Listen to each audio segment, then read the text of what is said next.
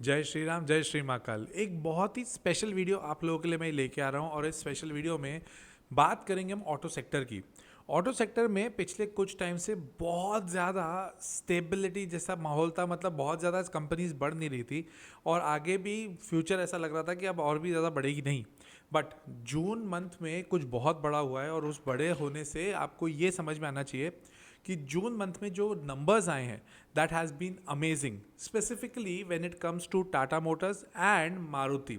But game changer मेरे को जो लग रहा है वो लग रहा है M&M, that is Mahindra and Mahindra.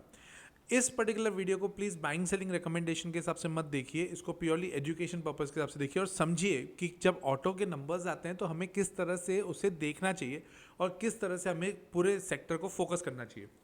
Point wise मैं एक एक चीज़ को कवर करते आता हूँ ताकि आप लोगों के लिए क्लियर रहे। सबसे पहली चीज़, टाटा मोटर्स ने जो जून मंथ में सेल दिखाई है दैट इज 69% से ज़्यादा सेल्स बढ़ी है। यूनिट्स की बात कर रहा हूँ, प्राइस की बात नहीं कर रहा हूँ, यूनिट्स की बात। That is a very very good point. But please video आखिर तक देखिएगा क्योंकि वहाँ पर आपको समझ में आएगा कि एग्जैक्टली हुआ है या नहीं हुआ है और ऐसा कितना कि 69% का एक बहुत ही रोबस्ट नंबर सामने आया। मारुति की बात करते हैं। मारुति की भी जून मंथ में सेल्स बढ़ी है और June month has been one of the most fabulous month for them because इन्होंने 2 लाख से ज़्यादा यूनिट्स बेची हैं एक महीने में। ये आज तक कभी नहीं हुआ था, फर्स्ट टाइम हुआ है, राइट। ये सारी डिटेल्स अगर आपको और डिटेल में देखनी है, ये सारे इस तरह के टॉपिक्स और डिटेल में देखने हैं तो आपको पता है कि इस वीडियो के नीचे ज्वाइन का बटन है, that is my only members group. तो वहाँ पे आप अपने आप को ज्वाइन करा दीजिए, रजिस्टर करा दीजिए एंड वहाँ पर एक ही नारा चलता है, यू कमेंट आई मेक का फंडामेंटल है और कुछ भी नहीं, राइट। आ जाते हैं सेकंड पॉइंट पे। सिटी बैंक ने टाटा मोटर्स पर सेल की रेटिंग दी है, मतलब अभी तक इतने अच्छे नंबर्स के बाद भी सिटी बैंक बोल रहा है कि अगर तुम्हारे पास है तो बेच दो। But effectively June month has been a game changer. I tell you the reason behind it, क्योंकि पोस्ट कोविड अभी तक का जून मंथ जो जून 2026 गया वो वन ऑफ द बेस्ट में से था। कैसे? मारुति की बात करूं, जैसे मैंने अभी आपको बताया 2 लाख से ऊपर यूनिट सेल हुई है, तो 2 लाख से ऊपर यूनिट सेल हुई है, 19% ईयर ऑन ईयर बढ़ा है, मतलब 19% जून लास्ट ईयर था उधर से अभी बढ़ा है। That is a good point. Tata Motors personal vehicle की अगर मैं बात करूं, पैसेंजर व्हीकल की बात करूं तो दैट इज 63,083 और वो 69% YOY बढ़ा है। महिंद्रा एंड महिंद्रा की बात करूं तो 1,06,207 जो कि 37% से बढ़ा है। Hyundai is at 51,335 units, that is good. MG का आप लोगों ने नाम सुना होगा, MG हेक्टर, और उसके अलावा जितनी भी गाड़ी MG की आती है वो इंडिया में JSW उसमें डील करती है। उनका भी 7% से सेल्स बढ़ा है, नो सॉरी 30% से सेल्स बढ़ा है, 7,568 व्हीकल्स बिकी हैं।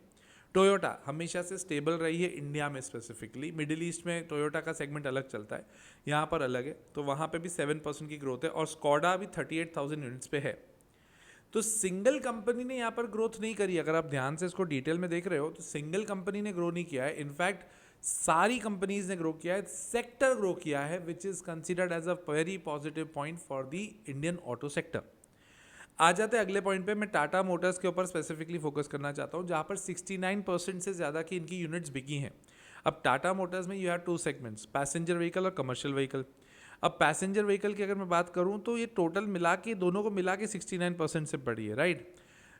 पंगा ये था कि जून 2025 मतलब पिछले साल जो जून महीना था ये इनके लिए वन ऑफ द पथेटिकेस्ट मंथ था, वर्ड भी नहीं है पथेटिकेस्ट, ठीक है, मतलब बहुत ही खराब मंथ था। उस समय इनकी सेल्स 15% से गिरी थी, जो अभी 69% से आपको बढ़ती हुई दिख रही है ना, वो 15% से गिरी थी।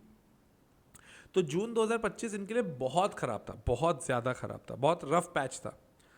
मज़ेदार बात यह है कि अभी जो हाफ सेकेंड निकला FY26 का, उसमें 6,40,000 व्हीकल्स इन्होंने बेची और EVs 92,000 से ज़्यादा बिकी हैं, मतलब EVs सबसे ज़्यादा बिकी हैं और CNG की पंच और जो अपनी नेक्सन है, ये दोनों 1,70,000 से ज़्यादा यूनिट्स बेचे हैं। तो इनको दिख रहा है कि EVs का मार्केट में अभी भी लीडर टाटा मोटर्स ही है, कोई डाउट नहीं है। सियरा एक बहुत बढ़िया, बहुत उम्मीद थी इस कार से, बहुत ज़्यादा, क्योंकि सियरा जब लॉन्च हुई तो लुक में अच्छी है, आप लोगों को अच्छी लगती है नहीं कमेंट करके बताना मेरे को, बट लुक में ठीक ठाक अच्छी है, अच्छी SUV दिखती है। और टाटा मोटर्स ने क्लियरली बोल दिया था कि इसकी सप्लाई हम बहुत ज़्यादा नहीं कर पाएंगे क्योंकि सप्लाई चेन का इनका इशू चल रहा है। तो अब देखो यार, बिजनेस आपको मिल रहा है, आप सप्लाई नहीं कर पा रहे हो तो कैसे चलेगा काम? तो अगर ऐसे चल रहा है तो फिर थोड़ी बहुत दिक्कत आएगी कंपनी के लिए। जून की अगर मैं कमर्शियल व्हीकल्स की सेल्स बढ़ूँ तो वो 35% से बढ़ी है जून में कमर्शियल व्हीकल्स, 40,800 यूनिट से है। और Q1 FY27 में अगर मैं बात करूँ तो 1,08,000 यूनिट्स बिकी हैं। 27 मतलब इन शॉर्ट ये अच्छा काम कर रहे हैं, कोई डाउट नहीं है। IVECO एक इटालियन ब्रांड है जो कि कमर्शियल व्हीकल्स का काम करती है। टाटा मोटर्स उसको $35 बिलियन में खरीदने पे पड़ा हुआ है कि इसको खरीद लिया जाए। जैसा आपने पहले भी देखा होगा, हिस्ट्री टाटा की हमेशा ऐसी रही है कि इन्होंने बाहर की कोई ना कोई ब्रांड लिया और उसके बाद में फिर एक बहुत ही धमाकेदार काम किया। तो टाटा मोटर्स की तो ये पूरी कहानी हो गई। आ जाते मारुति के ऊपर। मारुति ने ग्रोथ दिखाई है 19.3% से। सेल्स इनकी 2,300 करोड़ की हो गई है, 2,300, ठीक है। 19% से इनकी सेल्स बढ़ी है year on year. Domestic passenger vehicle की 1,47,187, मतलब वो 24% से बढ़ी है। इनफैक्टली देखें तो जून में पैसेंजर व्हीकल्स की सेल्स बहुत अच्छे से बढ़ी है ओवरऑल इकोनॉमी में। ये अच्छी बात है। जो इनकी छोटी गाड़ियाँ हैं ऑल्टो, एस्प्रेसो, वो तो डबल बिकी है, double. I was surprise to see Maruti 800 अभी भी चलती है, मतलब नॉट इन द वाइट, मतलब एकदम नया मार्केट में नहीं बेचते हैं लोग। नॉर्थ ईस्ट या किसी भी पहाड़ी इलाके में आप जाओगे ना तो वहाँ पे आपको मारुति 800 बहुत दिखेगी। In fact they maintain it very properly, बहुत बढ़िया तरह से मेंटेन करते हैं। टायर्स को बड़ा कर देते हैं, बहुत सारी चीज़ें करते हैं, तो अभी भी उसका मार्केट है वहाँ पे। कॉम्पैक्ट कार्स जैसे बलेनो हो गई, डिज़ायर हो गई, स्विफ्ट हो गई, वैगनार हो गई, 55,200 यूनिट से 63,000 हुई है। ये डेटा है ना, आप लोगों को समझ में आएगा कि जून मंथ में अगर अच्छा चला है ना, जुलाई मंथ का डेटा, हर महीने का डेटा है ना, ये 1 नेक्स्ट मंथ को आ ही जाता है। जैसे जून का डेटा 1 जुलाई को आएगा, जुलाई का डेटा 1 अगस्त को आएगा। अब 1 अगस्त को आपको देखना बहुत जरूरी है कि अगर पिछले महीने इतनी बढ़िया ग्रोथ हुई है तो अगले महीने हुई या नहीं। बट एक और चीज़ ध्यान रखिएगा, अगस्त के बाद में इंडिया में जब तक दशहरा नहीं आता तब तक बहुत सारी परचेज होती नहीं है कार्स की। क्यों? श्राद्ध का माहौल हो जाता है और वो सब चीज़ों में लोग नई गाड़ियाँ नहीं खरीदते हैं, तो आपको वो भी कंसिडर करना पड़ेगा। आ जाते हैं M&M के ऊपर। M&M, महिंद्रा एंड महिंद्रा, अभी तक का ये मेरे हिसाब से बेस्ट है। और ये वाली कंपनी कोई बड़ी बात नहीं है, बहुत बढ़िया मल्टी बैगर रिटर्न्स भी दे सकती है। बट ऑटो सेक्टर में यूजुअली मैं इन्वेस्ट थोड़ा कम करता हूँ क्योंकि ये मॉडल बेस्ड ज़्यादा बिजनेस होता है। द लॉजिकल इन्वेस्टर जो मेरा कोर्स है उसमें ऑटो सेक्टर का एक पूरा चैप्टर है, तो हम लोग उसमें पूरा समझाते हैं कि किस तरह से ऑटो सेक्टर को देखना चाहिए।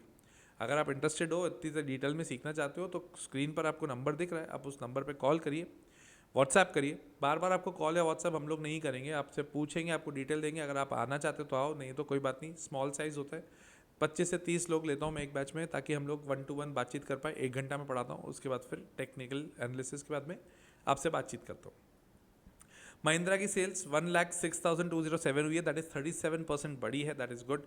डोमेस्टिक की अगर मैं बात करूँ SUV की, तो 60,393 करोड़ 93 व्हीकल्स, मतलब 28% से वो बढ़ी है। एक्सपोर्ट इनका ज़बरदस्त हुआ है, अभी तक का हाईएस्ट हुआ है, 125% से एक्सपोर्ट बढ़ा है। नलिनी कांत गोलागुंटा जो इनके CEO हैं, उनका कहने का है कि अभी भी हमें रोबस्ट ग्रोथ और दिख रही है। SUV में 27% और लाइट कमर्शियल व्हीकल में 30%। प्लस इनके ट्रैक्टर्स भी 12% से बढ़े, सेल्स 12% में बढ़ा है। बट ये ध्यान रखना, इंडिया का rural market is actually dependent on monsoons. अगर मानसून्स बराबर नहीं है तो इंडिया का जो मार्केट है वो उतना स्ट्रांग नहीं होगा। मैं last part of the video पे आ जाता हूँ, दैट इज जियोपॉलिटिक्स। जियोपॉलिटिक्स समझना बहुत ज़रूरी है। अब EV की सेल्स बढ़ी क्यों है? क्योंकि क्रूड के प्राइसेस बढ़े हैं, जो कि आगे अगर क्रूड के प्राइसेस गिरते हैं तो क्या EV की सेल्स एकदम गिर जाएगी? क्या नहीं, वो थोड़ी स्टेबल हो जाएगी। तो EV के प्राइस, EV बिक ज़्यादा रही है क्योंकि क्रूड के प्राइसेस बढ़ रहे हैं।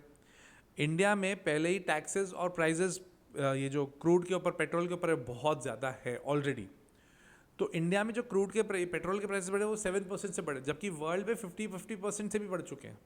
UAE में भी 40-45% से बढ़ गए हैं। तो टेक्निकली अगर देखा जाए तो EV का फ्यूचर अब ब्राइट दिख रहा है। बट क्या होता है ना, EV के इसमें एक रिस्क ये होती है कि अगर आपका एक भी मॉडल में कुछ भी गड़बड़ हुई तो वो पूरे के पूरे कंपनी को ही नेगेटिव बना देती है, जैसे नेक्सन ने बीच में करा भी था। Next is very important, Delhi में EV पॉलिसी आ गई है। दिल्ली स्टेट में EV पॉलिसी आ गई है। अब अगर वो EV पॉलिसी पूरा इंडिया अडेप्ट करने लग जाता है तो इनके लिए पॉजिटिव हो गया। और तो और बाहर की कंपनियों को आप इंडिया में लेके आ रहे हो, एक बहुत इंपॉर्टेंट रिस्क है इसमें। विनफास्ट करके एक कंपनी है जो चाइना ब्रांड है, BYD है, ये लोग भी इंडिया में अपनी प्रोडक्ट्स लेके आ रहे हैं, तो उससे इंडियन कंपनीज को बहुत ज़्यादा टफ कंपटीशन फेस तो करना पड़ेगा। मेरे को ऐसा लगता है कि इस तरह के कंपटीशन में रिस्क थोड़ी ज़्यादा बढ़ जाती है, इसलिए मैं ऑटो सेक्टर में थोड़ा सा कंपैरेटिवली कम इन्वेस्टेड होता हूँ, राइट। सो आई होप कि वीडियो में आपको बहुत डेटा मिला होगा ऑटो सेक्टर के बारे में और आपने बहुत कुछ चीज़ें सीखी होगी। कमेंट करके बताना कि कैसा लगा वीडियो, शेयर करना अपने दोस्तों के साथ, और ये भी कमेंट करके बताइए और कौन से टॉपिक पर डिटेल वीडियो चाहिए मैं बनाऊंगा, जैसे भी बना रहा हूँ। टिल देन, जय श्री राम, जय श्री महाकाल।